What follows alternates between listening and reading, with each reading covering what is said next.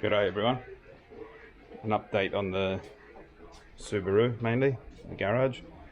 Today's been a busy day. Went for my 6 or 7 kilometer walk.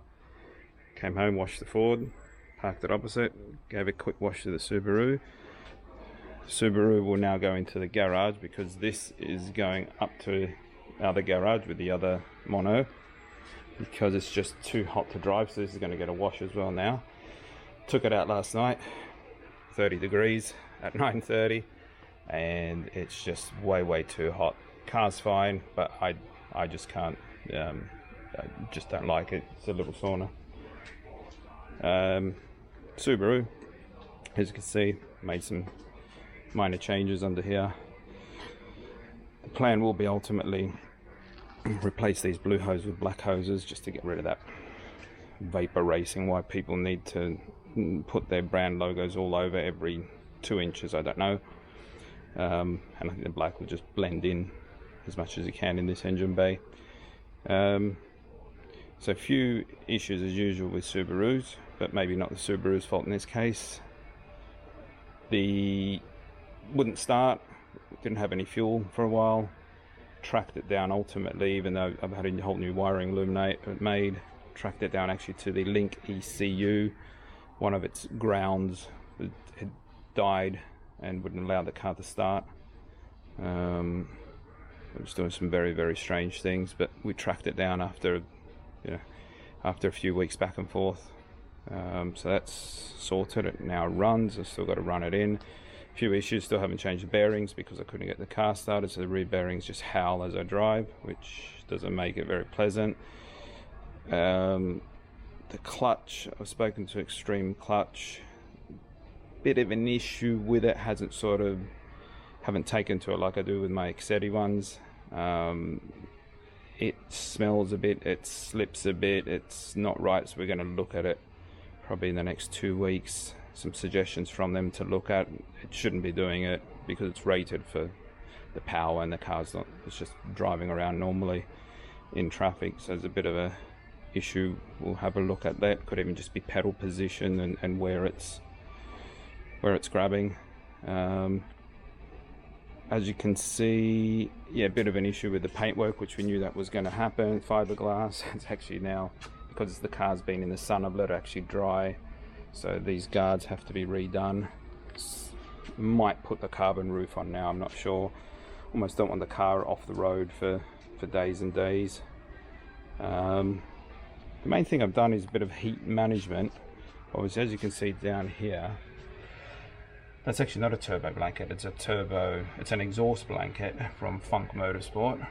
I bought a turbo blanket, but TD04, but my turbo is far bigger than TD04, so that doesn't fit. So what we did, we made them actually sort of a little cage around the turbo, and we've added a layer of this over the turbo, so actually it's more like the standard Subaru heat shield, where it's that piece of metal not touching directly on the turbo. That's gone on top. The downpipe, I can't probably see, is obviously got the wrap. Might do some more, shielding some of the fuel lines. That's the fuel surge tank. I've bodged that up for the moment. I'm probably going to wrap that in gold as well. Wrap that in gold wrap because that gets hot. Now, where the main issue, obviously, on turbo cars is not your intake, even though maybe a little bit of gold tape on that won't hurt. It's what comes out into your intake. So don't worry so much about this side. Cold air, very important, naturally aspirated. Here, not so much, because once it hits that turbo, it doesn't matter whether that's 10, 15, 20 degrees.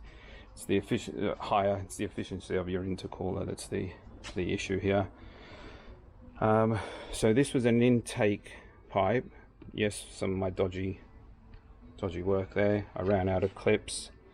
I will tidy this up, probably put some gold tape just to get rid of the phrase. It still needs to work. I'm going to pull it back off, probably put some tape underneath and wrap it again. Much neater. It was just an attempt on a very hot evening while I was hot and sweaty and getting annoyed with myself for doing shit like this. Have I noticed any difference? I didn't check before and after temperatures or anything like that. However, the big test was whenever I'd come home previously and I'd jump out immediately, obviously everything's burning hot. This is hot, this is hot. Even the pipe down here where it's coming up out of the intercooler was burning to touch. Obviously you touch the radiator, you actually do get burnt.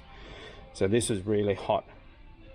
Stuck your hand down in there because obviously it's just absorbing all the heat from the engine bay.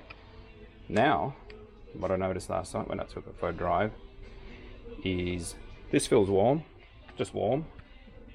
Don't know what the temperature is underneath, but the beauty of it is as I come across, you can feel that it's not so warm here, and then touching the bare pipe, it's barely, from burning, it's barely lukewarm.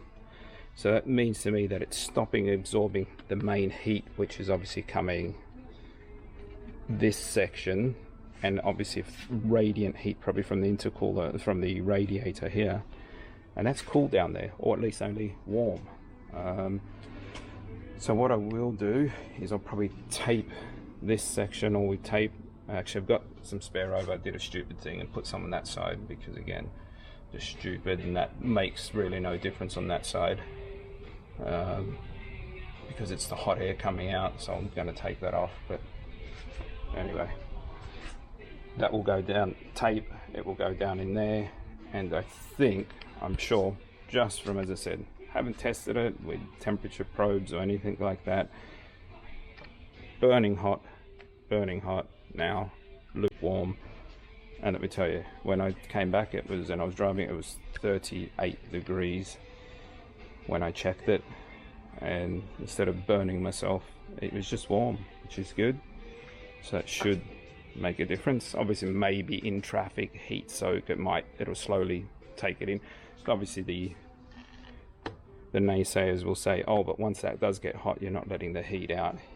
Yeah, but it's not a daily car. I don't really go looking to sit in traffic. And if it does, and it does get hot, are you really booting it in traffic and you're worried about, if it's pulling back the timing a little bit? Who really cares? Because in theory, you're not pushing it in traffic anyway, so I don't think that matters. Once you get on the open road, I think I've got an efficient intercooler.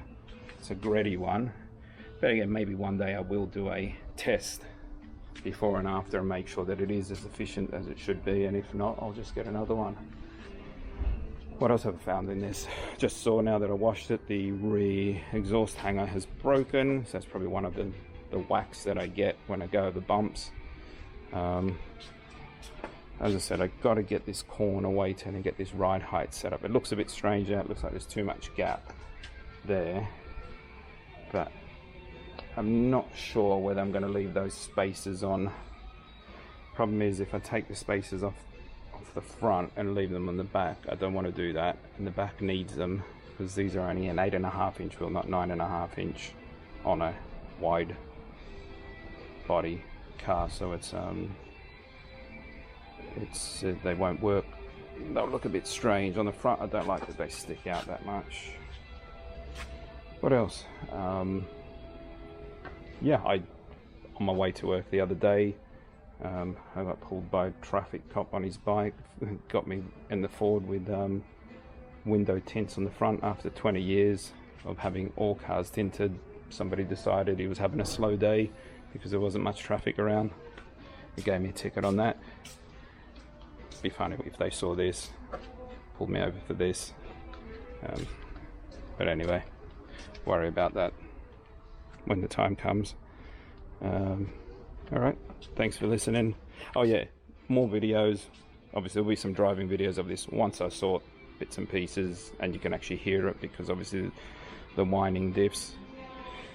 There are videos of this, but there's a problem with the speedo, and it shows these speeds which are wrong. So I don't want to put them on YouTube because people might think that I'm speeding, and I never do that. So yeah, thanks for listening.